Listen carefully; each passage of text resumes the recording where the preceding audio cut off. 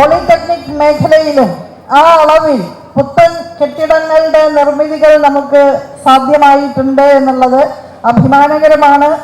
സാങ്കേതിക വിദ്യാഭ്യാസ മേഖലയ്ക്ക് വലിയ പരിഗണനയാണ് ഈ സന്ദർഭത്തിൽ ഗവൺമെന്റ് നൽകുന്നത്. പ്രത്യേകിച്ച് പോളിടെക്നിക്കുകളുടെ കാര്യത്തിൽ അതിസാധാരണക്കാരായിട്ടുള്ള വിദ്യാർത്ഥികളാണ് പോളിടെക്നിക്കുകളിൽ പഠിക്കുന്നത്. തൊഴിലവസരങ്ങളിലേക്ക് ഏറ്റവും നല്ല നിലയിൽ മുന്നേറാൻ അവർക്ക് സാധിക്കുന്നുണ്ട് എന്നാണ് പ്ലേസ്മെന്റുമായി ബന്ധപ്പെട്ട വിശദാംശങ്ങൾ പരിശോധിച്ചാൽ നമുക്ക് കാണാൻ സാധിക്കുന്നത്.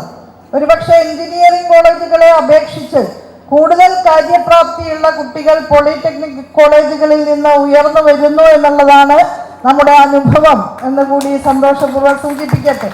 എല്ലാ ഉന്നത വിദ്യാഭ്യാസ മേഖലയിലെ സർവതല സ്പർശിയായ വിധത്തിലുള്ള പരിഷ്കാരങ്ങളുടെ ഭാഗമായിട്ട് എല്ലാ തലങ്ങളിലും കരിക്കുലം പരിഷ്കരണം നടക്കുമ്പോൾ പോളിടെക്നിക് മേഖലയിലും കാലത്തിന് അനുസൃതമായിട്ടുള്ള പരിഷ്കരണങ്ങൾ ഉള്ളടക്കത്തിന്റെ കാര്യത്തിൽ കൊണ്ടുവരാൻ കരിക്കുലം നവീകരണത്തിലൂടെ നമുക്ക് സാധിക്കുന്നുണ്ട്.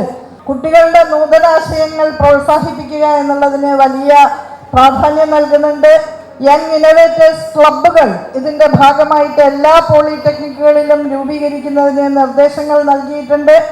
അതുപോലെ ഹിയറിംഗ് ഇമ്പയർഡ് ആയിട്ടുള്ള കുട്ടികൾ, കേൾവി പരിമിതിയുള്ള കുഞ്ഞുങ്ങൾക്കായിട്ടുള്ള പ്രത്യേക കോഴ്സ് കമ്പ്യൂട്ടർ സയൻസുമായി ബന്ധപ്പെട്ട് ഇവിടെ നടത്തുന്നുണ്ട്. ആ വിദ്യാർത്ഥിനികൾക്ക് ആവശ്യമായിട്ടുള്ള എല്ലാ പരിരക്ഷയും നൽകാൻ സാമൂഹ്യനീതി വകുപ്പിനും ഉത്തരവാദിത്തമുണ്ട്.